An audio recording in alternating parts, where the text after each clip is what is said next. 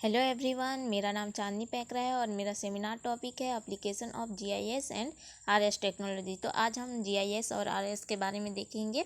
तो इसमें सबसे पहले जीआईएस के बारे में देखते हैं। जीआईएस का फुल फॉर्म होता है जियोग्राफी इंफॉर्मेशन सिस्टम। यह एक महत्वपूर्ण तकनीक होता है जिसमें बहुत सारे डाटा का विश्लेषण करके महत्वपूर्ण जानकारी प्राप्त किया जाता है। और जीआईएस यह दो चीज़ों से मिलकर बना होता है, जियोग्राफी और दूसरा इंफॉर्मेशन सिस्टम।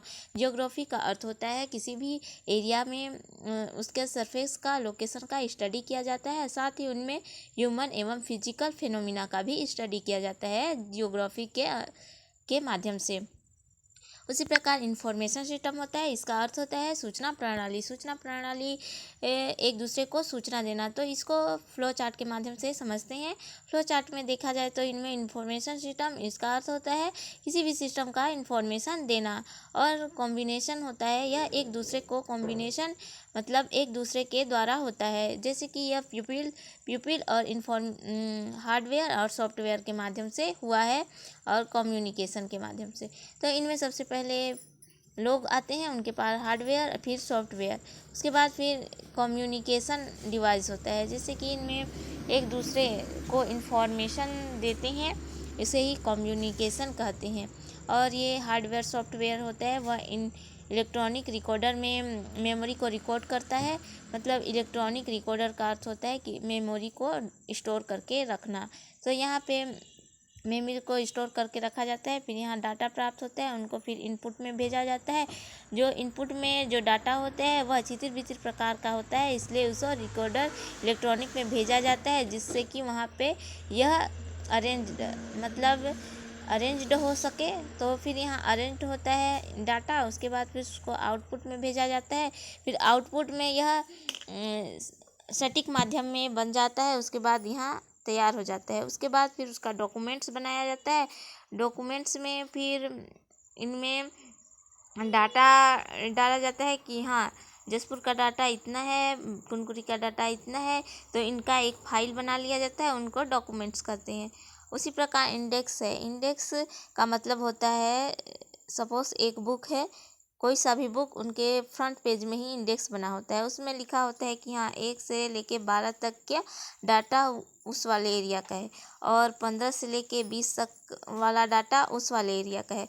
तो इस प्रकार से इंडेक्स बनाया जाता है ताकि उसे डाटा ढूंढने में आसानी हो। तो इस प्रकार से ये इंडेक्स है।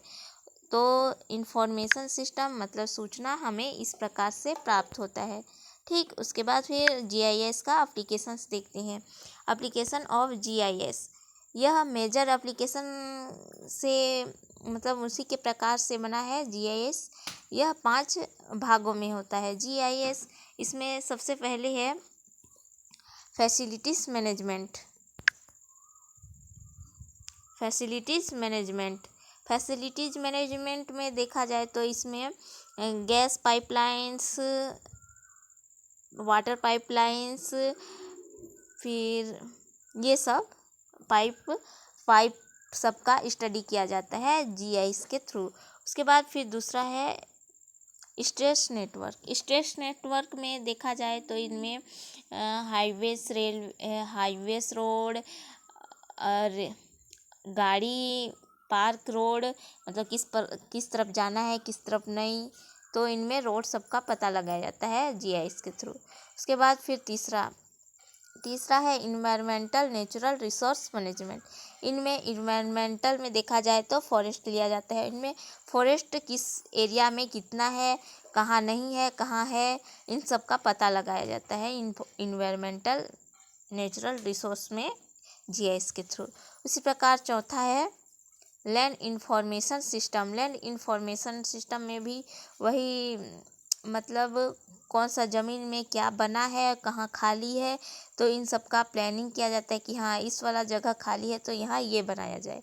ठीक, उसी प्रकार पांचवा है प्लानिंग इंजीनियरिंग में जो इंजीनियर होते हैं वे प्लानिंग करते हैं कि हाँ हाईवे से जाने वाला रोड इस साइड बनाया जाए और कितना दूरी में बनाया जाए, ये सब का प्लानिंग करते हैं। तो इस प्रकार से ये एप्लीकेशंस के बारे में दिया गया है, तो इनका डिटेल्स स्टडी नीचे करेंगे।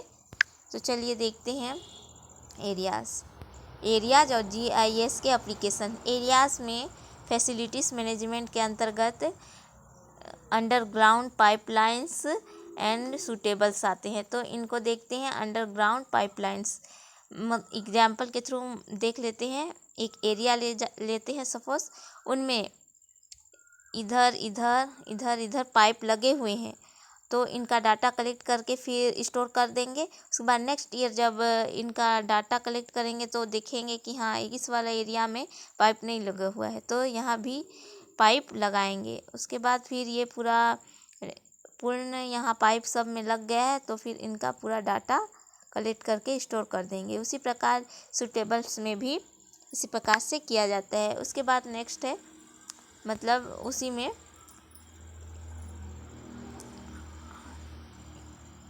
इंडी कम्युनिकेशन नेटवर्क, इनमें भी जीआईएस के थ्रू किया जाता है। उसके बाद energy use tracking and planning, इनमें भी जीआईएस के थ्रू किया जाता है। उसके बाद नेक्स्ट देखते हैं इन्वायरमेंटल रिसोर्स मैनेजमेंट। इसके अंतर्गत management of forest, agriculture, water देखते हैं, जो कि फॉरेस्ट के लिए एग्जांपल देखते हैं। मान लीजिए सपोज यहाँ एक एग्जांपल में एक एरिया ले लेते हैं, ये हो गया कंट्री, और इनको मान लेते हैं स्टेट। इनका नाम दे देते हैं ABCD। तो ये ए वाला एरिया होते हैं, उनमें पूरे में फॉरेस्ट होते हैं, और बी वाले एरिया में खाली होते हैं। उसी प्रकार सी वाले एरिया में आधा में फॉरेस्ट हरा हरा दिखता है। उसी प्रकार फिर डी वाले एरिया में भी कुछ स्थानों में फॉरेस्ट लगा हुआ है। तो इस सब का हम डाटा कलेक्ट करके फिर इसको स्टोर कर लेते हैं। उसके बाद नेक्स्ट ईयर जब इनका डाटा कलेक्ट करने आते हैं तो देखते हैं कि हाँ ये वाला एरिया में फॉरेस्ट पूरे में था, और अब देख रहे हैं तो इनमें कुछ में बिल्डिंग बन गए हैं और वहाँ का फॉरेस्ट खाली हो गया है। तो इस डाटा को भी कलेक्ट करके उनमें स्टोर कर देते हैं साथ में। उसके बाद फिर ये एग्रीकल्चर्स में भी उसी प्रकार से किया जाता है। और वाटर में भी देखा जाए तो एग्जाम्पल के लिए है, मान लीजिए एक नदी है, इनमें पूरा पानी भरा हुआ है, तो इनमें पूरा पानी भरा हुआ है तो इसका डाटा कलेक्ट कर लेंगे और स्टोर कर देंगे। और नेक्स्ट ईयर जब इनका डाटा कलेक्ट करने आएंगे तो देखेंगे कि ये वाला एरिया में ये नेक्स्ट ईयर जब 2011 में देखे तो इसमें पूरा पानी भरा था, और अब देख रहे हैं 2019 में तो ये वाला एरिया में पूरा पानी नहीं है, मतलब यहाँ सूखा है, पानी भरा नहीं है।